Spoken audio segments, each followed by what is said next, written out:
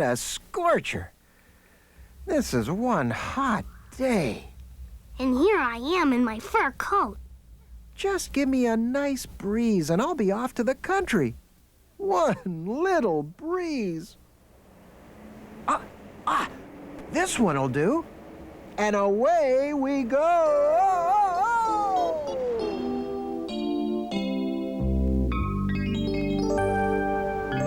This is the country, all right. Now, what do you suppose they're planting down there? Peanuts. This is a peanut farm, and the farmer's putting in the crop. A hot day like today is a good time for planting. The peanut is a very useful plant. It makes the soil richer by growing in it, not poorer. Peanuts aren't too fussy. They need fairly warm weather and a good even rainfall. Then watch them grow.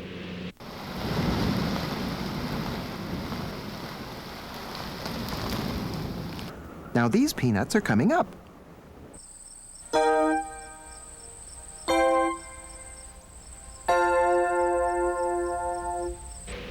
Yes, it won't be too long before this crop is ready.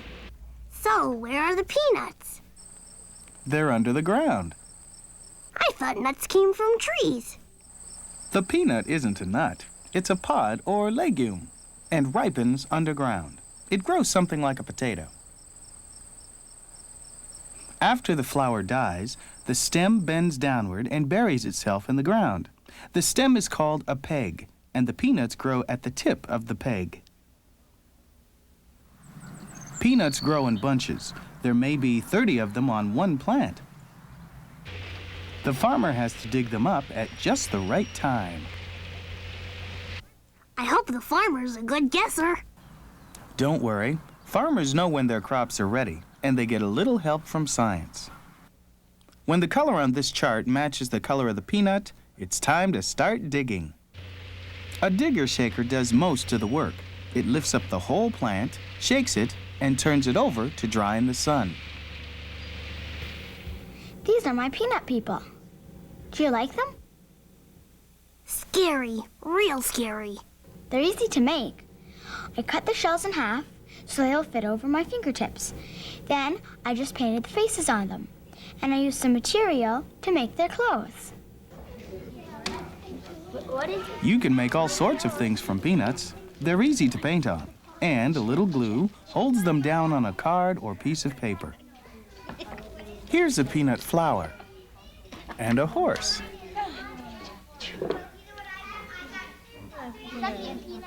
What do you think this is? Look.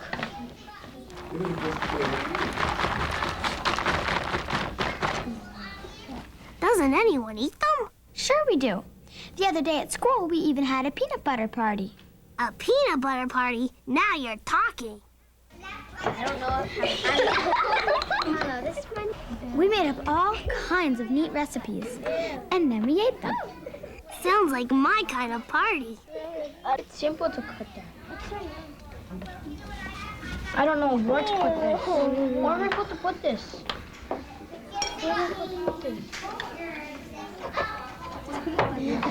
This one's called Ants on a Log. Looks like celery, peanut butter, and raisins to me. It is. Oh, and this one's my favorite. Bananas and peanut butter. You know how to have fun. Apples? Yeah. I like nuts. Oh. Lisa. What? She likes yours. We've been eating peanuts for thousands of years, but peanut butter is only a couple of 100 years old. In Haiti and Africa, they'd pound the butter out of the nuts, then spoon it onto bread and rice. Other people made peanut butter in a cloth bag. Shelled roasted nuts were beaten into a paste in the bag, and salt was sprinkled on. After a while, peanut butter was sold in stores. You could buy as much as you wanted. Ejection button? What's this mean? Press it and find out.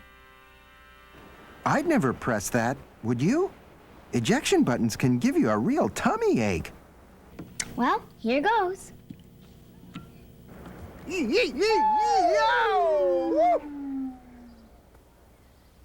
Where am I? What's going on? What day is it? What's that smell? Peanuts, I'll bet.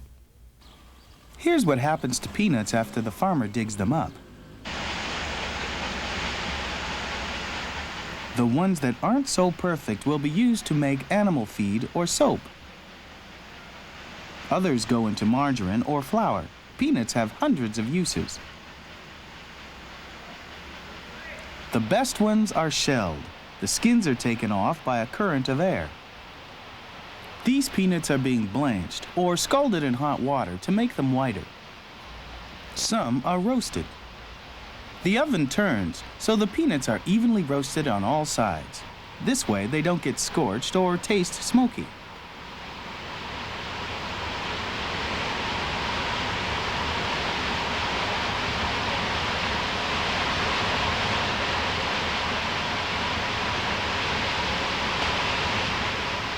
A few are sold with the shells on. Moving screens sort them by size.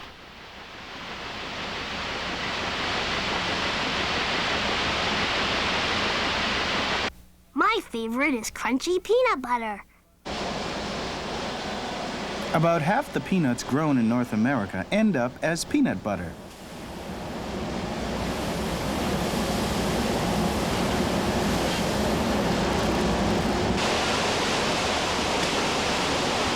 The nuts are shaken up and checked for dust, mold, and red skins.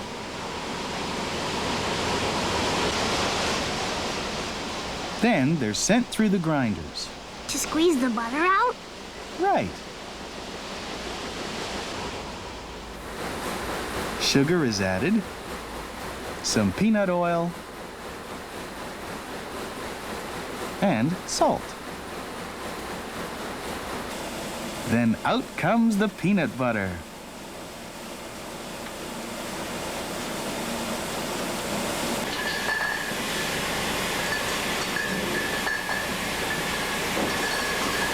The jars are filled, then sent off to the supermarket. Just before we go, how about a peanut riddle? Okay. Make it quick. After looking at all this food, I'm starving. It's an easy one. A goober is an African word for a ground nut, an earth nut, or a peanut. Yes. You're absolutely right. That's the answer? Yes? If you don't believe me, look it up in the dictionary. See you next time. Bye. This scientist found over 300 uses for the peanut plant. His name is Dr. George Washington Carver. How many uses for peanuts can you find?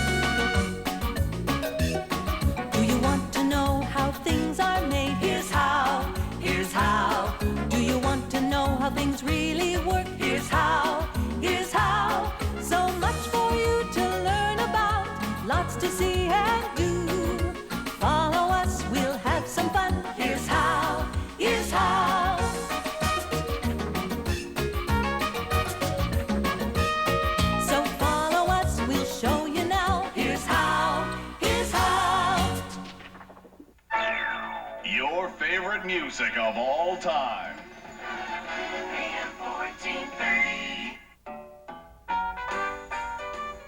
I love listening to the radio when I'm having lunch. Rob Cowan with you here this afternoon as we get set for Blue Jays baseball coming up after the news in about 20 minutes. Ever wonder where the announcer's voice is coming from? From the radio, of course. Sure, there's a little man inside. Everybody knows that. There is? A little man with a beautiful voice. Is that what you think, Ben? He'd have to be awfully tiny to fit in there. No, the announcer can't be inside the radio. So where is he then? I'll show you. He's in here. In an office building? At the radio station inside the office building.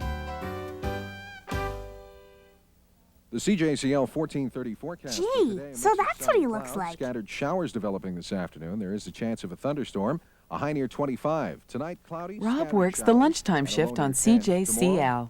Cooler, variably cloudy. There's the chance of an afternoon shower.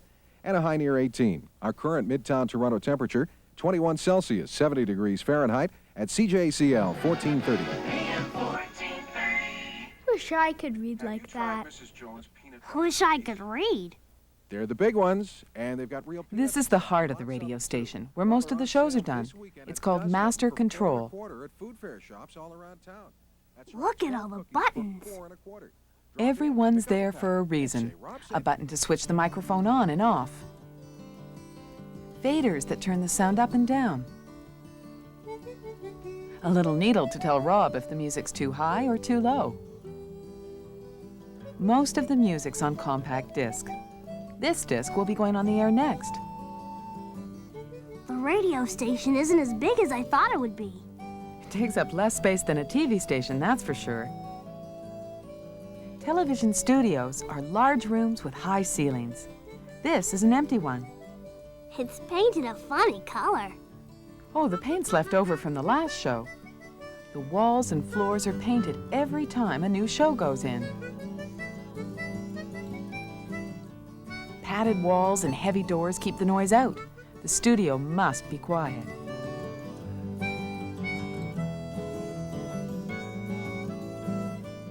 Now, when the studio's being used, it looks like this.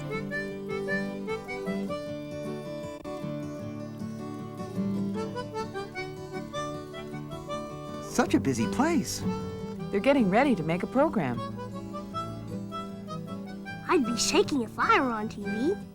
Wait a minute, I am on TV. Before the program begins, the cameras are warmed up. The video man checks the color. Well, we're in great shape. Why does he do that? So you won't look green on one camera and purple on another. Got it. Doug, you'll have to wait. Tell Doug to wait a minute. Okay. When the cameras are ready, they're pulled into position. They have wheels? Yes, the cameras are on wheels, so they can move quietly around the studio. Hanging from the ceiling are rows and rows of lights. Television cameras need bright lights to make clear pictures. The lighting director controls all of them from here.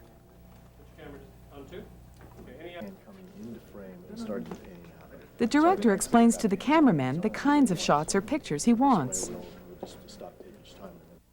What do you mean?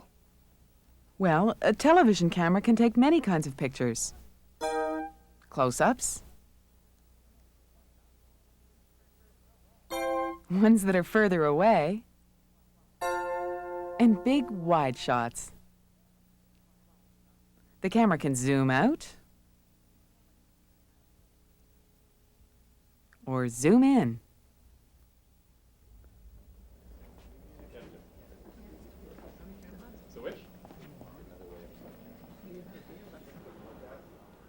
In the control room, the director is getting ready to start the show.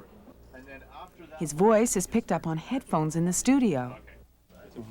The floor manager then tells the actors what the director wants them to do. Everyone who's wearing headphones can hear what the director's saying.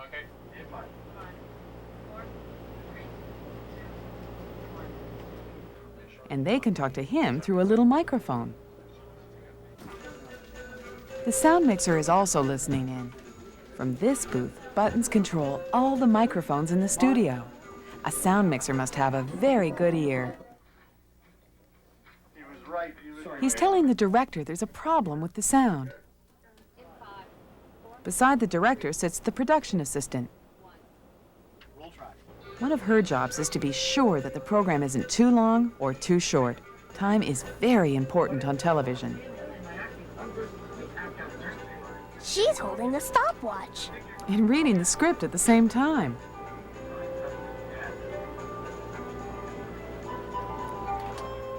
The technical director is the studio boss. He watches the pictures coming from the cameras. If anything is wrong with them, he'll notice right away. The director chooses the pictures he wants. Why does he snap his fingers? The snap tells the technical director when to change from one camera to another. I think I understand, but I'm not sure. Look at it this way. In the control room, the pictures from the cameras are on little screens in front of the director. Each camera is taking a different picture. There's a guinea pig on camera 1. 2 of them on camera 2. And one hiding on camera 3. The director watches the screens and picks the shot. And the technical director puts it on the air. The pictures are changed just by pushing a button. Now it's time for the 6 o'clock news. Here are today's headlines. Ah, Ben, I see you built your own TV studio. Yes, and it was a lot of work. These are the cameras I made from glue, raisin boxes, tissue rolls, paint, and other things like that. And the lights are made from egg cartons and pipe cleaners. So you can hang them up. Good idea. He's even got scenery, just like they have in the real TV studio. There's the anchor woman reading the news. And look who's running the cameras and lights. More dolls. I borrowed some from my sister, and one of my toy soldiers does the sports. That's him there. Can you build a television studio like Ben's? All it takes are some cardboard boxes, paint, paper, and a little imagination. Welcome to the WITH. Or maybe you could make up a radio show. Which do you like best, radio or TV, and why? The National Bank was robbed today. The crooks got away with $5 million. Back to you, Jesse. Now we'll have a short commercial break.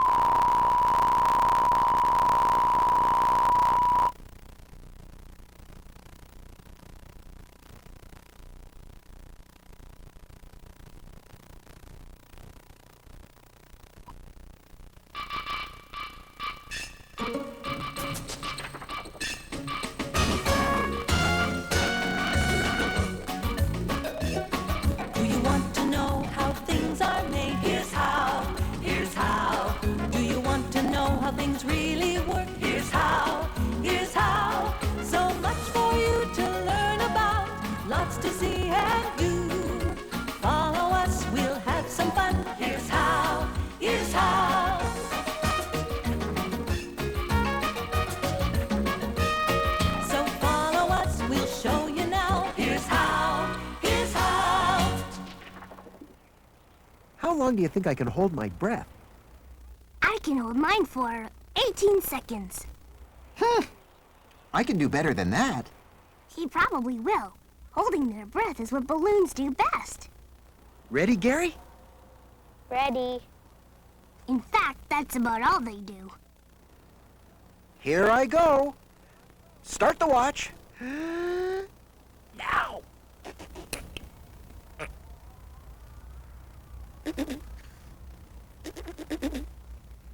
Uh-oh.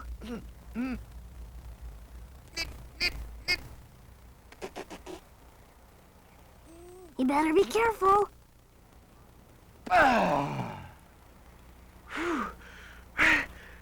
18 seconds. It's a tie. Boy, is he out of shape. 18 seconds? Oh, seemed longer to me. Why, thank you. Thank you. How long can you hold your breath? To find out, you'll need a clock or watch of some kind. We use clocks for just about everything these days.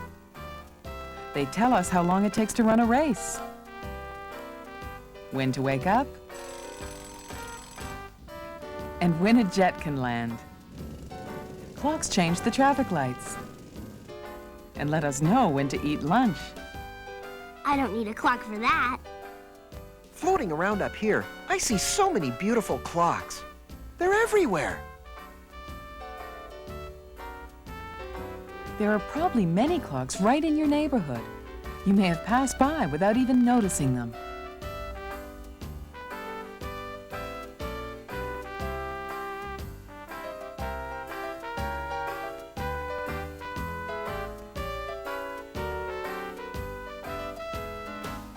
What is a clock and how does it work?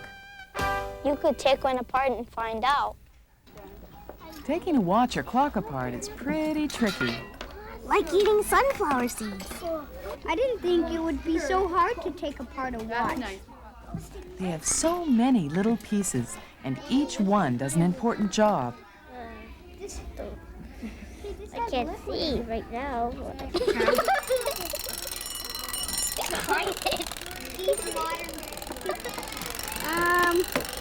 quiet. He's modern clock. Change the time on it. You need a specific type of screwdriver for the nuts and bolts that are in here. Yeah. Yeah, part of it's digital. Those are alarm clocks. It's taken hundreds of years to make clocks we can depend on. And only a few seconds to take one apart. If you decide to take a clock or watch apart, be sure that no one wants it first. A wheel in the car? You might even try putting the pieces back together again.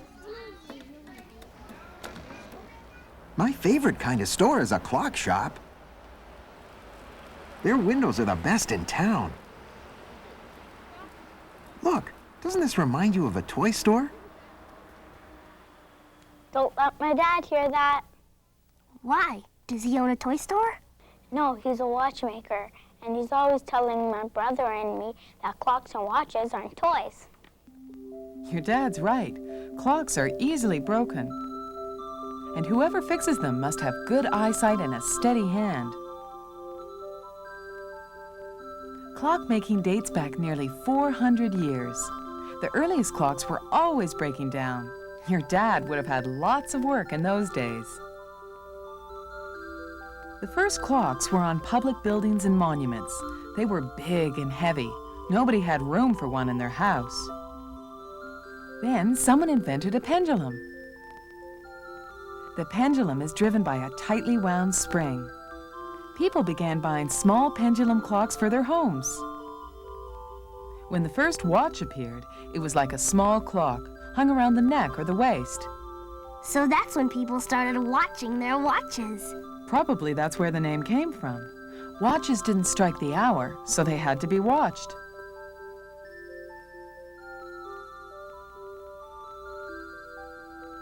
I wonder whose idea it was to put pictures on clocks. We've been doing this as long as there have been clockmakers. One of the most famous watches has a mouse on it.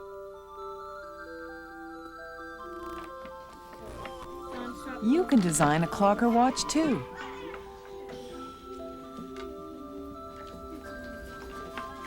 Use paper plates like we did. Then paint or crayon your picture. And don't forget the numbers.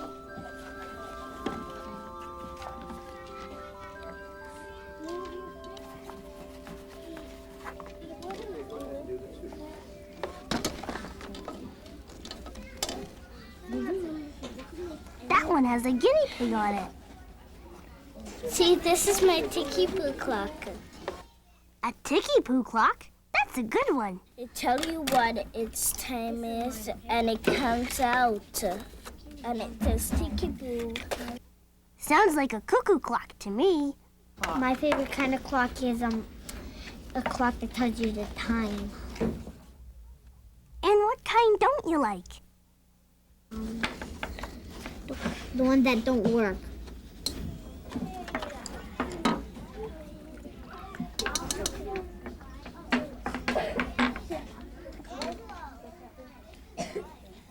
The clockmakers tried, but they couldn't make enough clocks to satisfy everyone. They had to find ways to make clocks and watches faster. Let me guess. They invented a machine. Well, machines made the parts, but people still put them together. These pictures were taken 60 years ago in a clock factory. Most of the work was done by hand.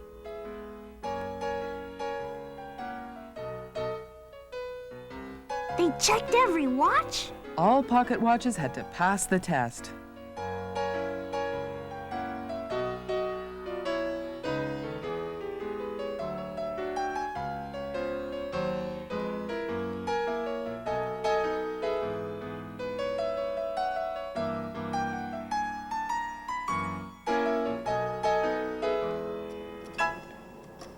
As time went on, the machines got faster and faster. Soon, they could join the tiny parts together in seconds. The new clocks and watches kept better time and had fewer parts. Instead of wheels and cogs, they had a brain. A watch with brains? Are you kidding? This man is checking the brain of a new watch. It'll be printed on a tiny chip and put into the watch by a machine.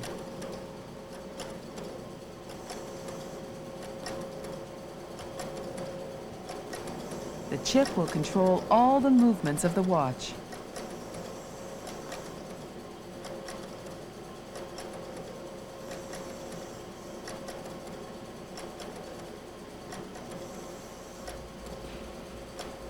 You know, maybe you could design a clock for your bedroom.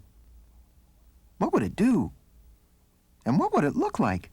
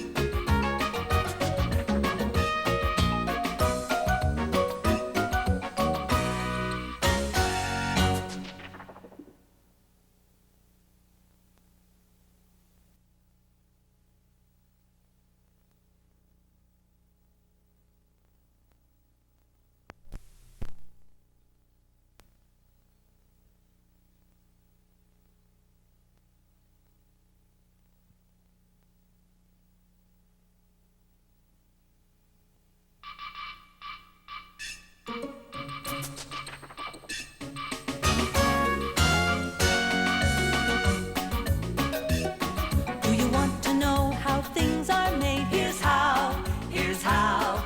Do you want to know how things really work? Here's how, here's how. So much for you to learn about, lots to see and do. Follow us, we'll have some fun. Here's how, here's how.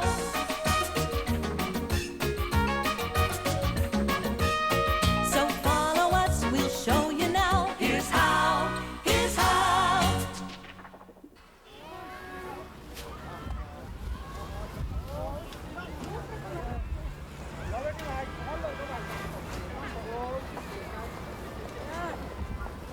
Boy, oh boy, what a crowd. I wouldn't last 30 seconds down there. This is such a busy neighborhood. Chinatown's no place for a mouse. I wouldn't mind trying some of those veggies, though. They look yummy. They're special Chinese vegetables. Now I've heard everything. Chinese vegetables? There's bok choy, choy sum, lotus root, Chinese cabbage, bean sprouts, and stuff like that. Chinese veggies? Where have you been all my life?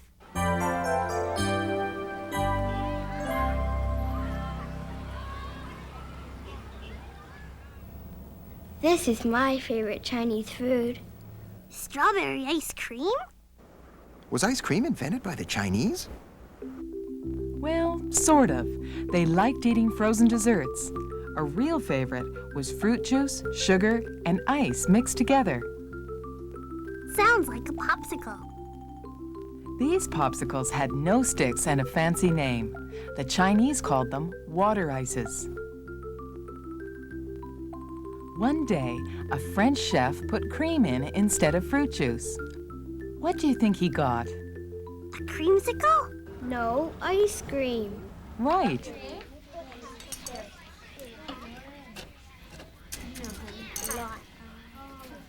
We made ice cream at school. It wasn't as hard to make as I thought it would be. First, we filled up some big bowls with crushed ice and lots of coarse salt. The salt keeps the ice good and cold.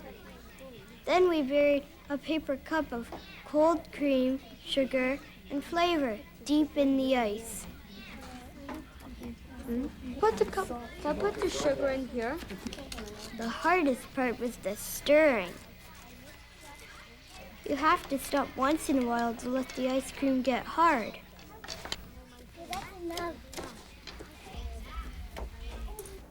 So, how did it taste?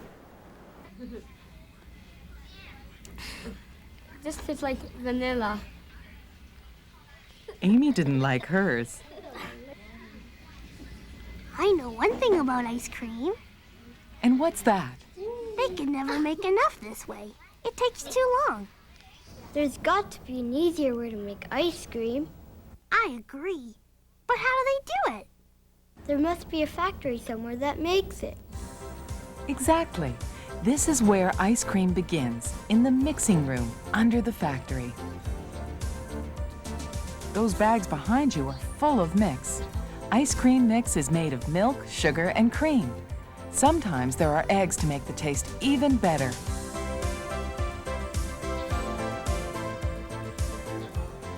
As the mix is blended, it's watched carefully.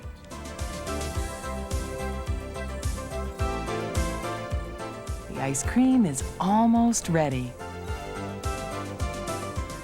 The mix is heated in the pasteurizer.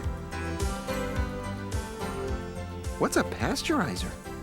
If there are any germs in the mix, the pasteurizer gets rid of them.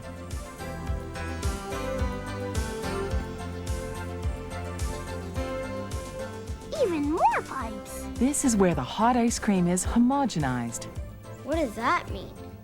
Any fat in the milk is broken into tiny bits. This way, the ice cream will be smooth. The mix is cooled down quickly, and then you have ice cream. I'd like to know how they make sandwiches and things. I found the sandwich maker.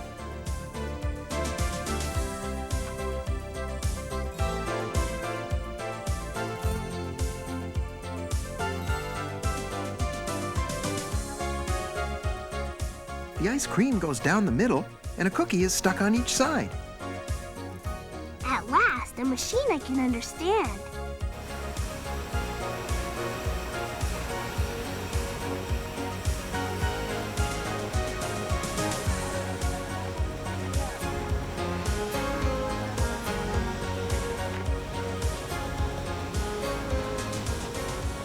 They use vanilla ice cream to make the sandwiches, don't they?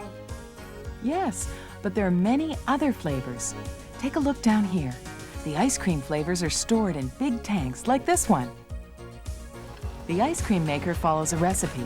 Only so much flavor goes into each batch.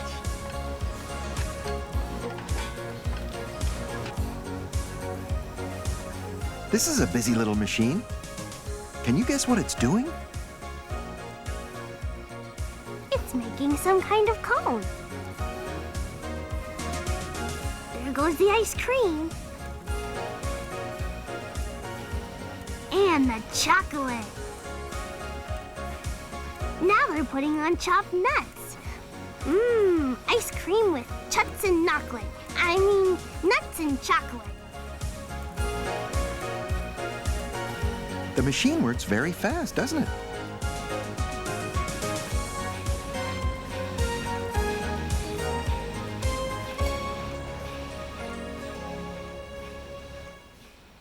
A 1,000 years ago, Chinese water ices were made by hand. It was hard to keep them cold because there were no refrigerators. Today's popsicles are made another way. I think popsicles are made in a machine that's round, and inside it's round, and they put a stick inside, and then they put ice and coloring on the top, and then they push it down, and then it makes popsicles. That's how I think they're made. Makes sense to me. The popsicle machine is like a giant refrigerator. This one is making orange, grape, and raspberry flavors. And all on the same machine. Why not? They're all made the same way. The syrup squirts into little molds shaped like double popsicles.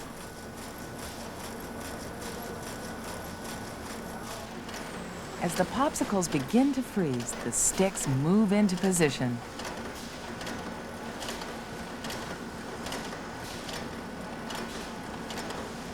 The sticks are dropped in, 2 in each mold. And because the syrup is slowly freezing, the sticks stand up. So the machine keeps the syrup cold all the time. And by the end of the line, the popsicle's frozen solid. The stick is locked inside. The popsicles are wrapped and then sent to a big freezer. The machine makes hundreds of popsicles every 15 minutes.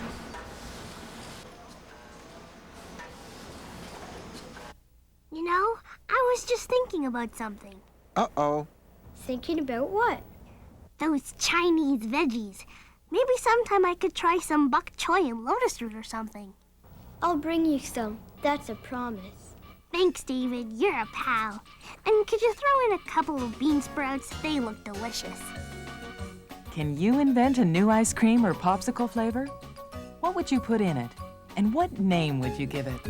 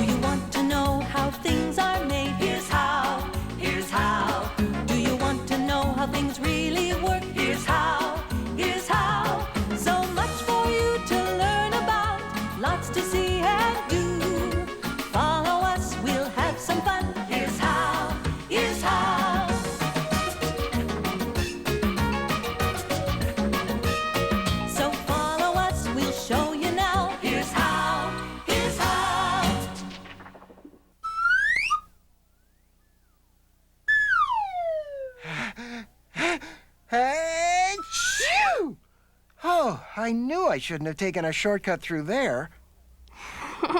Gosh, what a face. Achoo! Thanks, pal. Sometimes the air gets pretty dirty up here, you know. Down here, too. Keeping my face clean is a full-time job. Well, do something about it. Write a letter to City Hall. Great idea, except... We can't write. Why, I can't even spell. Just tell me what you want to write, and I'll write it for you. She makes it sound so easy. For hundreds of years, the letter has been a great way to communicate. It allows us to write our thoughts down and send them over long distances. Today, there are faster ways to do it, but a handwritten message is still special. At the time these pictures were painted, delivering the mail took much longer than it does today. Why did it take so long? Didn't they have a post office back then? Sure they did, but it wasn't like today's post office. The mail was delivered over rough roads by horse and wagon. You'd wait a long time for the mail to come. But not anymore, you don't. So how do they deliver the mail so fast these days? After you drop your letter in the mailbox, it's picked up by a post office truck, and a day or so later, it's delivered. But where has the letter been in the meantime? We'll find the answer here at Gateway Postal Station. A postal station? Is that like a post office? It's a giant post office, which sorts mail from all over the country. After dark, Gateway is a very busy place. These people work at night? While you're sleeping, the Gateway station is working at top speed. As the trucks come in, the mail bags are emptied onto a conveyor belt. By morning, all this mail has to be sorted. There's so much of it. Where do they ever start? First, by picking out the big pieces, like magazines and packages. These would get stuck in the machines further down the line.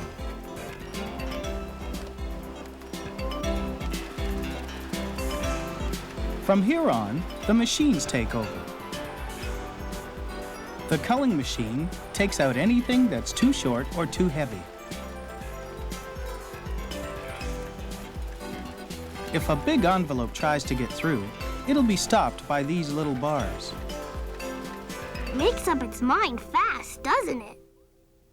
8 pieces of mail go by every second.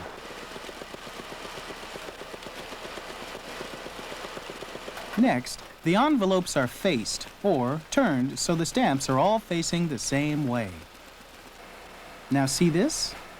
Looks like a piece of metal with printing on it. Exactly, and it does an important job. It marks the date and time across every stamp.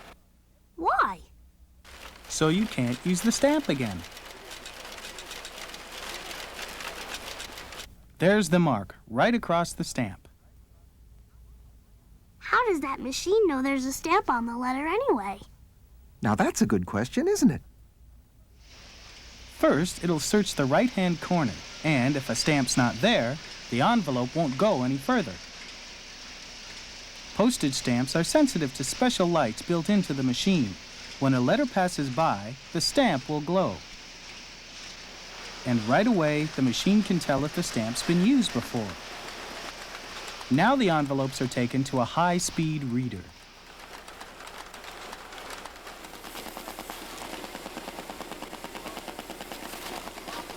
This is probably the fastest piece of equipment at the postal station.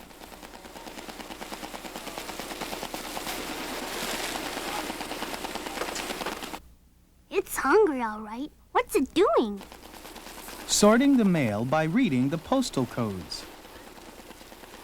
It checks the addresses and sends each envelope to the right street and city. That machine reads handwriting? Yes, and quickly too. But the handwriting has to be neat. There's always a catch. The high-speed reader goes like an express train.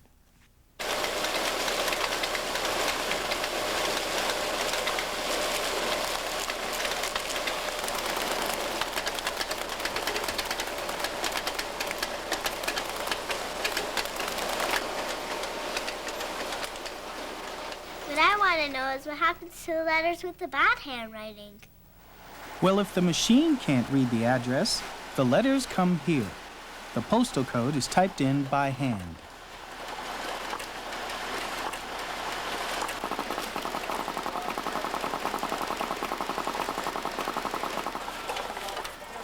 Takes a lot longer, doesn't it? Sure does. Someone has to read the envelope and then type in the code.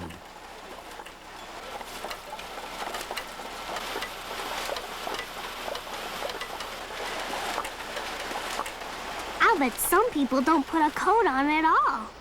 You're right, and those letters have to be checked one by one. The codes are written on by hand.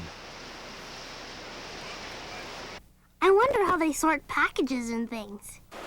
Packages are all different shapes and sizes. It takes a lot of space and machinery to sort them.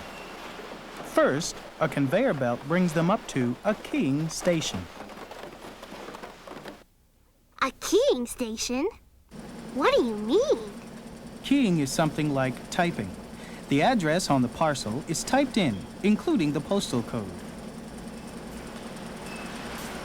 When the green light flashes, the parcel gets tipped onto a conveyor belt. The conveyor runs around half the postal station. Looks like a big roller coaster. Yes, it does. But this roller coaster is carrying parcels. What's it going to do with them? You'll see. The conveyor remembers the code for each parcel typed in at the keying station. Each code stands for a different city. St. John, Vancouver, St. John's, Halifax. When the conveyor passes, the door opens and the parcel slides down into the right container. You figured it out.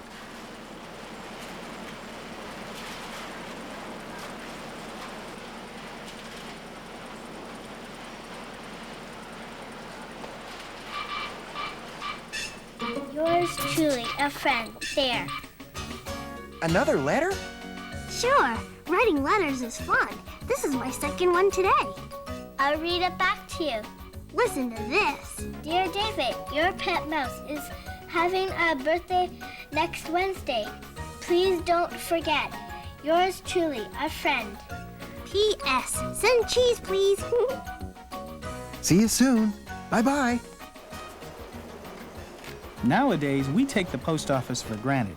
But in the past, delivering mail was a tough job. What do you think it was like delivering the mail back in your great-grandfather's time? And what is it like today?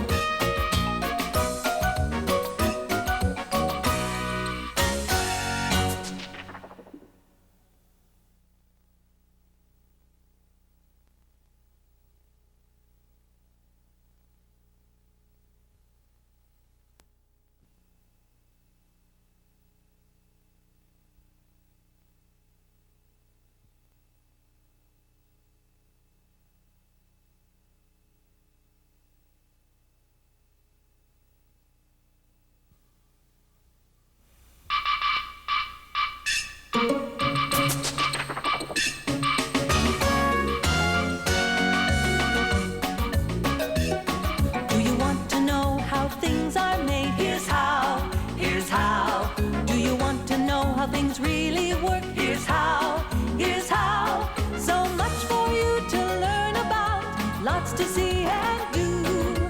Follow us, we'll have some fun. Here's how, here's how.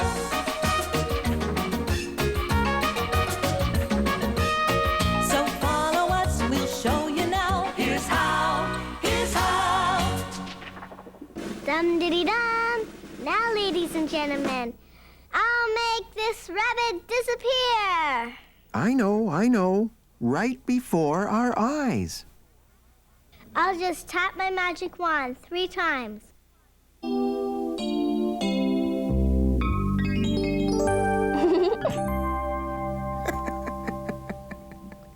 He's still there. So he is. Waiting for his carrots. That bunny isn't going anywhere. No, but I know how to make you disappear. How? Hey! That's not fair. You can't do this to me. I'm on TV. Turn those lights back on. Please. Electricity lets us work and play around the clock if we want to. Light bulbs turn night into day, indoors and out. Hardly anything has to stop anymore because of darkness. I guess we take electricity for granted. Flip a switch and it's there. But every once in a while, the lights go out. We're plunged into darkness. Then, the brightest light comes from the moon, just as it did in the days of the caveman. In a blackout, we realize how important light bulbs are. In a blackout, I just follow my nose. It's easy. But we don't have a nose like yours. In this factory, they turn out enough light bulbs for nearly everyone in Canada. This machine is called a scrambler. It scrambles the bulbs, getting them ready to go on the production line.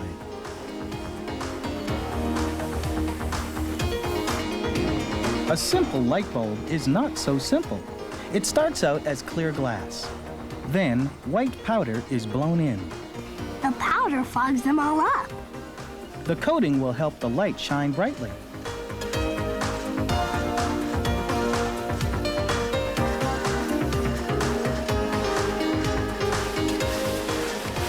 Now over here, they're making stems from glass. The stems go in the bottom of the bulb to hold the filament. That's the little wire that lights up. They handle the glass very gently.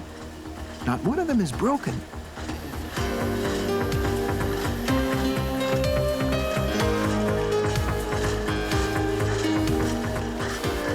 This machine is working on the filaments. The wire is so thin, it's hard to see, isn't it? The filaments are treated with a special liquid.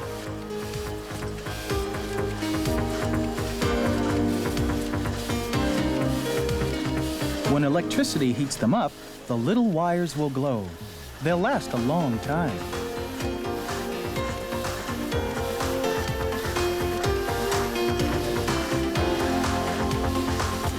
The filaments are carried to a sealing machine. This machine will put them inside the light bulbs. So, what do you think of the factory so far? There's so many things happening. And they're all noisy. Where are my earplugs? This equipment handles glass, fire, and thin bits of wire. Not very much is wasted or broken. Here come the bulbs. They're moving along on a special light bulb freeway.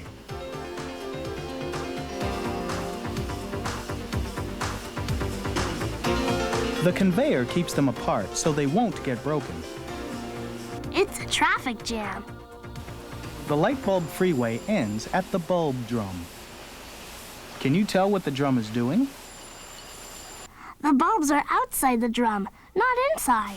Right. The drum keeps them standing in line. In small groups, the bulbs are fed into the sealing machine. As the bulbs spin around, the wire filament is locked inside.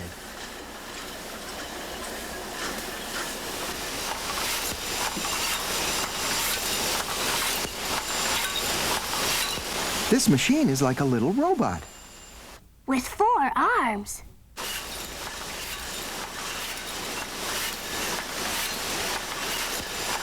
The robot is moving the bulbs over to the exhaust machine. Its job is to make sure they're all clean inside. And it puts in a special gas that'll make the filament burn.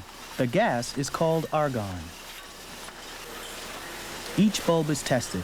Any bad ones are taken off the line. These bulbs are now ready for the base. What's the base? Recognize it? The base is the part you screw into the socket.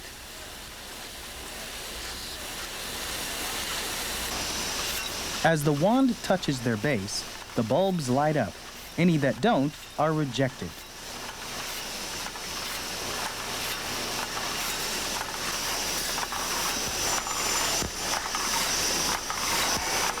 Once the bulbs are put together, they're called lamps.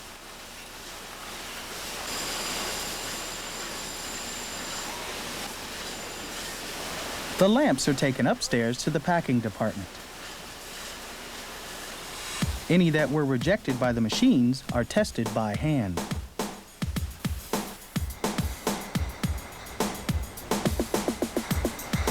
This is another kind of light bulb, a fluorescent tube. They're used to light up really big rooms. To make fluorescence, the long tubes are washed out first with water.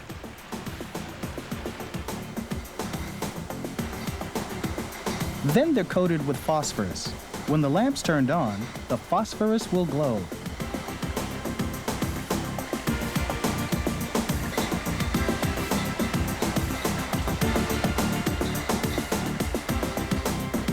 To make the coating stick, the tubes are heated in a big oven.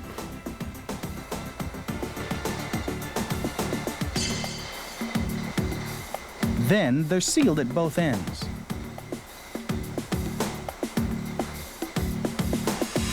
There, this end's done.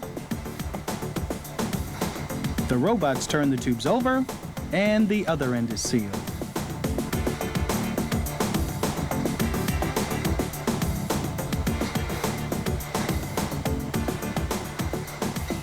Each fluorescent is tested several times. Fluorescents burn brightly, but they don't give off much heat.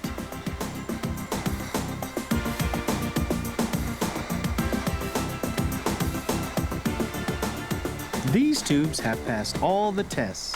If we didn't have light bulbs, it would be awful. Aw, you'd get used to it. No radio or TV. I could live with that. And you have to go to bed early. Oh. And you couldn't have your nightlight. My nightlight? I can't sleep without a nightlight. If you had to, could you live without electricity? Are you sure? How would your life change?